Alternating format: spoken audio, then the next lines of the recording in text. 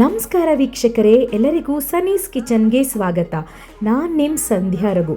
ಇವತ್ತೊಂದು ಸೂಪರ್ ಆಗಿರುವಂಥ ಸ್ವೀಟ್ ರೆಸಿಪಿಯೊಂದಿಗೆ ನಿಮ್ಮ ಮುಂದೆ ನಾನು ಬಂದಿದ್ದೀನಿ. ಅದೇ ಸಬ್ಬಕ್ಕಿ ಪಾಯಸ.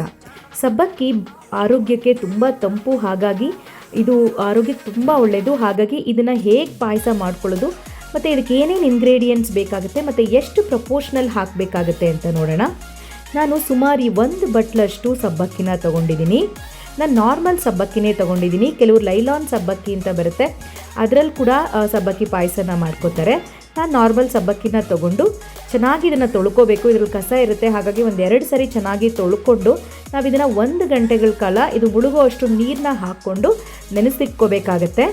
ಕೆಲವ್ರಿಗೆ ಟೈಮ್ ಇರಲ್ಲ, ಅರ್ಜೆಂಟಾಗಿ ಮಾಡ್ಕೋಬೇಕು ಅನ್ನೋರು ಇದು ತೊಳ್ಕೊಂಡು ನಂತರ ಇದನ್ನು ಒಂದು ಕುಕ್ಕರ್ಗೆ ಹಾಕ್ಕೊಂಡು 2-3 ಕೂಗಿಸ್ಕೊಂಡ್ರೆ ಇದು ಚೆನ್ನಾಗಿ ಬೆಂದಿರುತ್ತೆ. ಆವಾಗ ತೊಗೊಂಡು ನಾವು ಬೇಗ ಸಬ್ಬಕ್ಕಿ ಪಾಯಸನ ಮಾಡ್ಕೋಬೋದಾಗುತ್ತೆ. ಸುಮಾರು 1 ಗಂಟೆಗಳ ಕಾಲ ನಾನು ಈ ಸಬ್ಬಕ್ಕಿನ ನೆನೆಸಿಟ್ಕೋತೀನಿ. ಅಷ್ಟರಲ್ಲಿ ನಾನು ಒಂದು ಬೆಲ್ಲದ ಪಾಕ ರೆಡಿ ಮಾಡ್ಕೋತೀನಿ. ಒಂದು ಪಾತ್ರೆಗೆ 3/4 ಬಟ್ಲಷ್ಟು ಬೆಲ್ಲನ ಹಾಕ್ಕೋತಾ ಇದ್ದೀನಿ. ಕೆಲವ್ರಿಗೆ ಇನ್ನೂ ಸ್ವಲ್ಪ ಸ್ವೀಟ್ ಜಾಸ್ತಿ ಬೇಕು ಅಂದರೆ 1 ಬಟ್ಲಷ್ಟು ಬೆಲ್ಲ ಕೂಡ ಸೇರಿಸ್ಕೋಬೋದು. ಸೊ 3/4 ಬಟ್ಲು ಬೆಲ್ಲಕ್ಕೆ ನಾನು 2 ಬಟ್ಲಷ್ಟು ನೀರನ್ನ ಹಾಕ್ಕೋತಾ ಇದ್ದೀನಿ. ಸೊ ನೀರನ್ನೆಲ್ಲ ಹಾಕ್ಕೊಂಡ್ಮೇಲೆ ಹೈ ಫ್ಲೇಮಲ್ಲಿ ಇಟ್ಕೊಂಡು ಈ ಬೆಲ್ಲ ಎಲ್ಲ ಚೆನ್ನಾಗಿ ಕರಗಬೇಕು. ಸೊ ಬೆಲ್ಲನೆಲ್ಲ ಚೆನ್ನಾಗಿ ಕರಗಿಸ್ಕೋಬೇಕಾಗತ್ತೆ. ಬೆಲ್ಲ ಎಲ್ಲ ಕರಗಿದ ನಂತರ ನಾವು ಅದನ್ನು ಇನ್ನೊಂದು ಸ್ವಲ್ಪ ಹೊತ್ತು ಬಿಸಿ ಮಾಡ್ಕೋಬೇಕಾಗತ್ತೆ. ನೋಡಿ, ಬೆಲ್ಲನೆಲ್ಲ ನೀಟಾಗಿ ನಾವು ಹೈ ಫ್ಲೇಮಲ್ಲಿ ಇಟ್ಕೊಂಡು ಚೆನ್ನಾಗಿ ಕರಗಿಸ್ಕೊಳ್ಳೋಣ. ಬೆಲ್ಲ ಎಲ್ಲ ಕರಗಿದ ನಂತರ ಅದನ್ನು ಸ್ವಲ್ಪ ಹೊತ್ತು ನಾವು ಈ ಕುದಿ ಬರೋವರೆಗೂ ನಾವು ಇದನ್ನು ಸ್ವಲ್ಪ ಹೊತ್ತು ಬಿಸಿ ಮಾಡ್ಕೋಬೇಕಾಗತ್ತೆ. ಒಂದು ಸರಿ ಇದೆಲ್ಲ ಈ ಥರ ಕುದಿ ಬಂದ ತಕ್ಷಣ ನಾವು ಆವಾಗಲೇ 1 ಗಂಟೆಗಳ ಕಾಲ ನೆನೆಸಿಟ್ಕೊಂಡಿದ್ವಲ್ಲ ಸಬ್ಬಕ್ಕಿ, ಆ ಸಬ್ಬಕ್ಕಿನ ನಾವು ಇವಾಗ ಈ ಪಾತ್ರೆಗೆ ಸೇರಿಸ್ಕೋಬೇಕು. ಸೊ ಸಬ್ಬಕ್ಕಿ ಸುಮಾರು 1 ಬಟ್ಲಷ್ಟು ನೆನೆಸಿಟ್ಟಿರೋ ಅಂಥ ಸಬ್ಬಕ್ಕಿನ ನಾನು ಇವಾಗ ಈ ಪಾತ್ರೆಗೆ ಸೇರಿಸ್ಕೊತಾ ಇದ್ದೀನಿ. ಪಾತ್ರೆಗೆ ಸೇರಿಸ್ಕೊಂಡು ಇದನ್ನು ಚೆನ್ನಾಗಿ ಬೇಯಿಸ್ಕೋಬೇಕಾಗತ್ತೆ.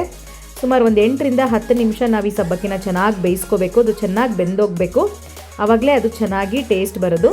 ಇವಾಗ ಚೆನ್ನಾಗಿ ಇದನ್ನು ಬೇಯಿಸ್ಕೊಳ್ಳೋಣ. ಇದು ಬೇಯಿಸ್ಕೊಂಡ ನಂತರ ಇವಾಗ ನಾವು ಯಾವ ಬೌಲಲ್ಲಿ ಯಾವ ಬಟ್ಲಲ್ಲಿ ಬೆಲ್ಲ ತೊಗೊಂಡಿದ್ವೋ ಅದೇ ಬಟ್ಲಲ್ಲಿ 2 ಬಟ್ಲಷ್ಟು ಕಾಯಿಸಿಟ್ಕೊಂಡಿರೋವಂಥ ಹಾಲನ್ನ ಹಾಕೋತಾ ಇದ್ದೀನಿ. ನೋಡಿ, ನಾನು ಕಾಯಿಸಿಟ್ಕೊಂಡಿದ್ದೀನಿ. ಆ ಹಾಲನ್ನೇ ನಾವಿವಾಗ ಸಬ್ಬಕ್ಕಿ ಪಾಯಸಕ್ಕೆ ಹಾಕೋತಾ ಇದ್ದೀನಿ. ಇದನ್ನು ಹಾಕ್ಕೊಂಡು 1-2-3 ನಿಮಿಷ ಸ್ವಲ್ಪ ಹೊತ್ತು ನಾವು ಇದನ್ನು ಬಿಸಿ ಮಾಡ್ಕೊಳ್ಳೋಣ. ಇದೆಲ್ಲ ಚೆನ್ನಾಗಿ ಬಿಸಿ ಆಗಬೇಕು. ನಂತರ ಇದಕ್ಕೆ ನಾನು ಬಾದಾಮ್ ಪೌಡರ್ನ ಆ್ಯಡ್ ಮಾಡ್ತಾ ಇದ್ದೀನಿ. ಇದನ್ನು ಚೆನ್ನಾಗಿ ಈ ಥರ ಮಿಕ್ಸ್ ಮಾಡ್ಕೋಬೇಕು. ಸುಮಾರು ಒಂದು 5 ರೂಪಾಯಿ ಅಷ್ಟು ಬಾದಾಮ್ ಪೌಡರ್ನ ಮಾತ್ರ ನಾನು ಇದಕ್ಕೆ ಆ್ಯಡ್ ಮಾಡ್ಕೋತಾ ಇದ್ದೀನಿ. 5 ರೂಪೀಸ್ ಪ್ಯಾಕೆಟ್ ಇದು. ಬೇಕಂದರೆ ನೀವು ಇನ್ನೂ 1-2-3 ಪ್ಯಾಕೆಟ್ ಹಾಕೋಬೋದು.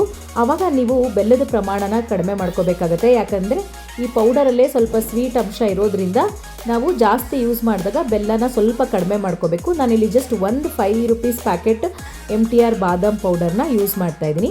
ಇದನ್ನೆಲ್ಲ ಚೆನ್ನಾಗಿ ಯೂಸ್ ಮಾಡಿಕೊಂಡು ಚೆನ್ನಾಗಿ ನಾವು ಒಂದು ಸ್ವಲ್ಪ ಹೊತ್ತು ಮಿಕ್ಸ್ ಮಾಡೋಣ. ಇವಾಗ ಇದೆಲ್ಲ ರೆಡಿಯಾಗಿದೆ. ಈಗ ನಾವು ತುಪ್ಪದಲ್ಲಿ ಹುರ್ಕೊಂಡಿರೋವಂಥ ಗೋಡಂಬಿ ಮತ್ತು ದ್ರಾಕ್ಷಿ ಇವೆರಡೂ ನಾನಿವಾಗ ಈ ಪಾತ್ರೆಗೆ ಹಾಕೋತಾ ಇದ್ದೀನಿ. ಇದನ್ನೆಲ್ಲ ಹಾಕ್ಕೊಂಡು ಚೆನ್ನಾಗಿ ಮಿಕ್ಸ್ ಮಾಡಿದ್ರೆ ಸೂಪರ್ ಟೇಸ್ಟಿಯಾಗಿರುವಂಥ ಸಬ್ಬಕ್ಕಿ ಪಾಯಸ ನಿಮ್ಮ ಮುಂದೆ ರೆಡಿ ಆಗಿಬಿಡುತ್ತೆ. ಸೊ ಯಾರಾದರೂ ಮನೆಗೆ ಗೆಸ್ಟ್ ಬಂದಾಗ ಇಲ್ಲ ಏನಾದರೂ ಹಬ್ಬಗಳಿದ್ದಾಗ ಈ ಥರ ಒಂದು ಪಾಯಸನ ಮಾಡ್ಕೊಂಡು ತಿನ್ನೋದ್ರಿಂದ ಆರೋಗ್ಯಕ್ಕೂ ಕೂಡ ಇದು ಒಳ್ಳೆಯದು ಮತ್ತು ಟೇಸ್ಟು ಕೂಡ ತುಂಬ ಚೆನ್ನಾಗಿರುತ್ತೆ. ಸೊ ನೀವು ಇದನ್ನು ಟ್ರೈ ಮಾಡಿ ಹೇಗೆ ಬಂತು ಅಂತ ನಮಗೆ ಕಾಮೆಂಟ್ ಬಾಕ್ಸಲ್ಲಿ ತಿಳಿಸಿ. ಇನ್ನೂ ಯಾರೆಲ್ಲ ನಮ್ಮ ಚಾನಲ್ನ ಸಬ್ಸ್ಕ್ರೈಬ್ ಮಾಡಿಲ್ವೋ ದಯವಿಟ್ಟು ಸಬ್ಸ್ಕ್ರೈಬ್ ಮಾಡಿ, ಸಪೋರ್ಟ್ ಮಾಡಿ. ಹಾಗೆ ಪಕ್ಕದಲ್ಲೇ ಇರುವಂಥ ಬೆಲ್ ಐಕಾನ್ನ ಪ್ರೆಸ್ ಮಾಡಿ.